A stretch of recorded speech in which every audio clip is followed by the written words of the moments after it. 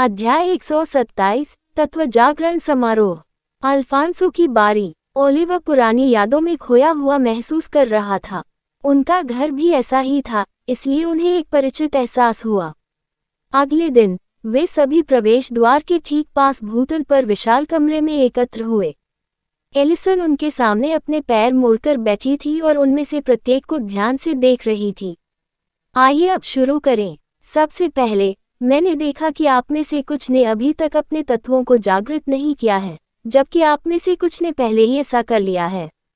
इसलिए जिन लोगों ने अभी तक अपने तत्वों को जागृत नहीं किया है, उनके लिए हम पहले ये करेंगे, उसने कहा और जोड़ा।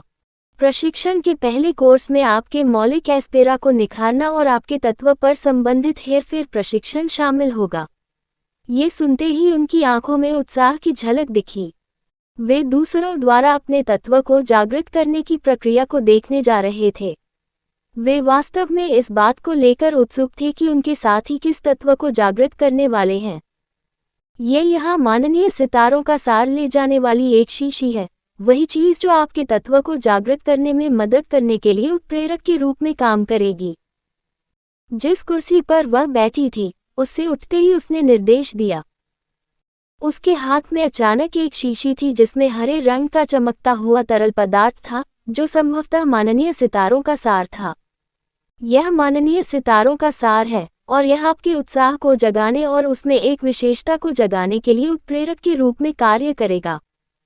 जान लें कि यह विशेषता पूरी तरह से यादृच्छिक हो सकती है या आपके माता पिता के साथ मेल नहीं खा सकती है।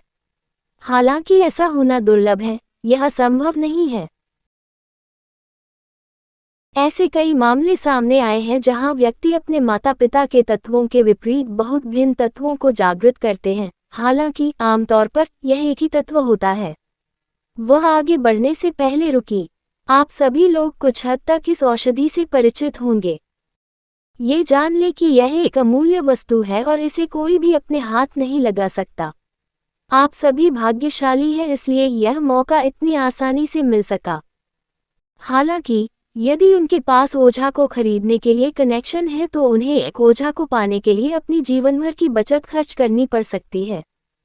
उसने उन 3 बच्चों को देखा जो अपने तत्वों को जगाने जा रहे थे और उनसे कहा, ठीक है, जब मैं तुम्हारा नाम पुकारूं तो आगे आना। मैं तुम्हें माननीय स्टॉस एसेंस की एक बोतल प्रदान करूंगा और तुम्हें एक तत्व जगाने में मदद करूंगा। जो लोग पहले ही जाग चुके हैं, वे एक तरफ खड़े होकर चुपचाप देखते रहें। यह माननीय सितारों का सार वहां के बहुत ही कुशल कीमियागरों द्वारा उत्प्रेरक के रूप में तारों की रोशनी का उपयोग करके कठोर वातावरण से प्राप्त तर्क से बनाया गया था। आप अनुमान लगा सकते हैं कि यह कितना कीमती है। प्रत्येक शीशी में तारों की रोशनी का आसुतसार होता है। उसने उनकी मंत्रमुग्ध भावों को देखा और आगे कहा, यह एक प्रतिष्ठित खजाना है जिसे प्राप्त करने के लिए मुझे भी इंतजार करना पड़ा।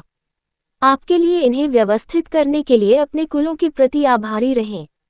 अब एक एक करके आओ, अल्फांसो।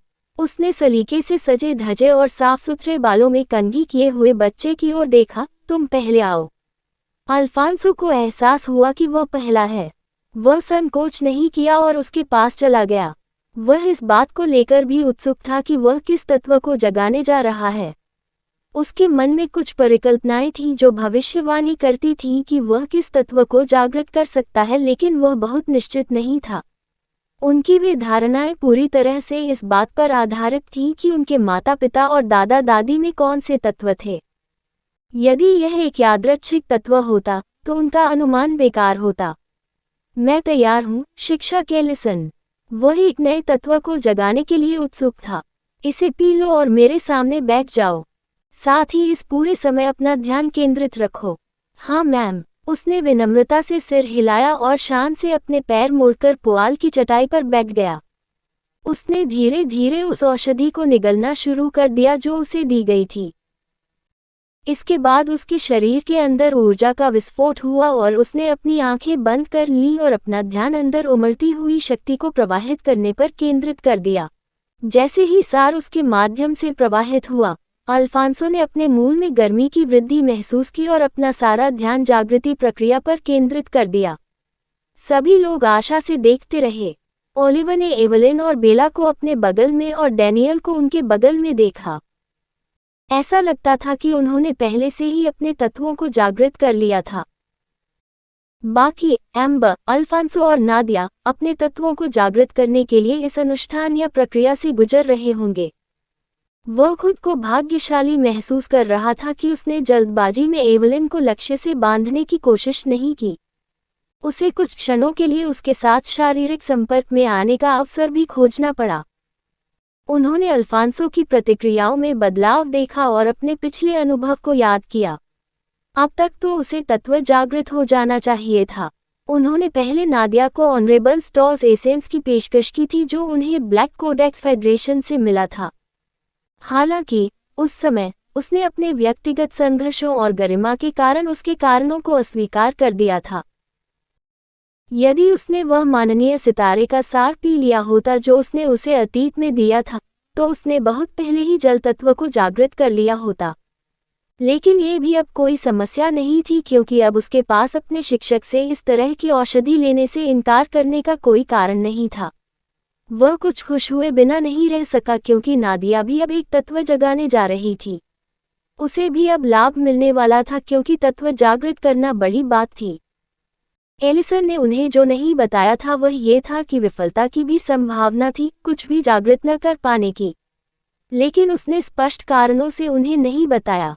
यहाँ उपस्थित उनमें से प्रत्येक की पृष्ठभूमि और वंशावली असाधारण थी। इस बात की कोई संभावना नहीं थी कि वे कुछ भी जागृत करने वाले नहीं थे। अगर उसने एवलिन को पहले ही निशाना बना लिया होता तो वह यह अच्छा मौका चूक जाता। एक बात जिसके बारे में वह उत्सुक महसूस कर रहा था वह ये थी कि उसे क्या इनाम मिलने वाला था।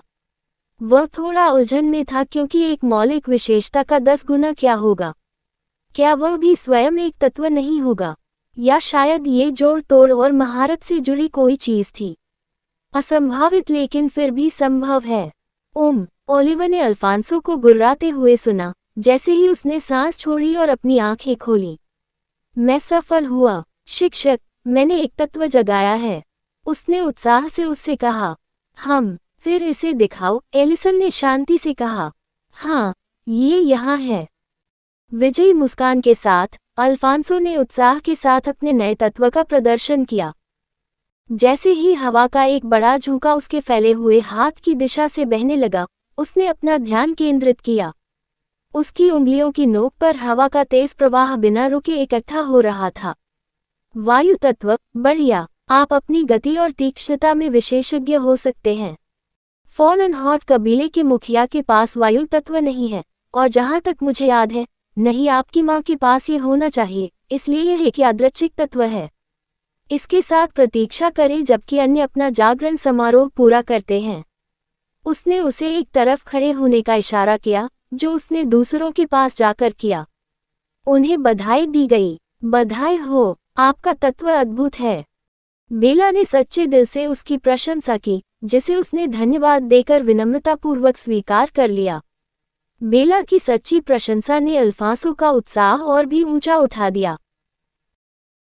उसने कृतज्ञतापूर्वक सिर हिलाया। वह कुछ दिनों से काफी उदास था, विशेषकर अंतिम स्थान पर आने के बाद। कहानी खत्म। अलविदा।